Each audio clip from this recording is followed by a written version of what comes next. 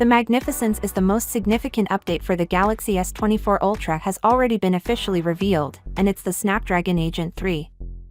On October 24th of this year, Qualcomm will announce the S24 series, which will include their next flagship processor. This announcement is almost a few weeks earlier than their previous one. Judging from the tagline, "Catch the next wave of mind-blowing innovation," Qualcomm undoubtedly has big plans for the 2023 next-generation flagships, and this is entirely consistent with what the leaks are indicating, which is that the 8 Gen 3 could end up being a pretty monster upgrade over the 8 Gen 2.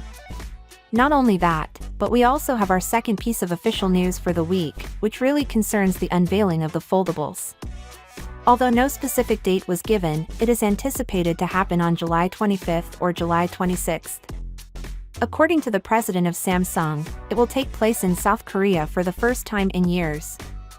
We also have some unique information on the Galaxy S24 Ultra's camera. This information was provided by Galaxy Club, who have a solid track record.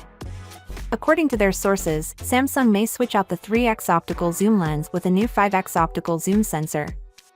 We don't yet know what kind of zoom sensor this is in addition to the 10x periscope zoom. It may truly be the continuous zoom that can run from 3x to 5x level, or it can simply be a conventional 5x lens, but for anything below 5x, Samsung is reportedly creating a new technology known as ISO-Cell Zoom and ISO-Cell Zoom Pro.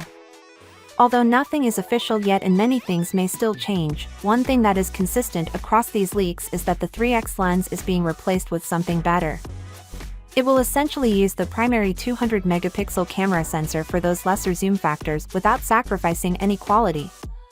Last but not least, Ice Universe claims that the strange model number we saw on the Galaxy handset in the Geekbench database is really for a Galaxy S23 Ultra with an Exynos 2300 processor. Samsung won't be distributing this model to the general public. It may only be used for internal development testing until Exynos becomes better to the point where Samsung releases it officially, which is anticipated to occur sometime in 2025. Finally, what are your thoughts about it? So without being said, let me know your thought in the comment below, and if you are new here, please subscribe. Peace out.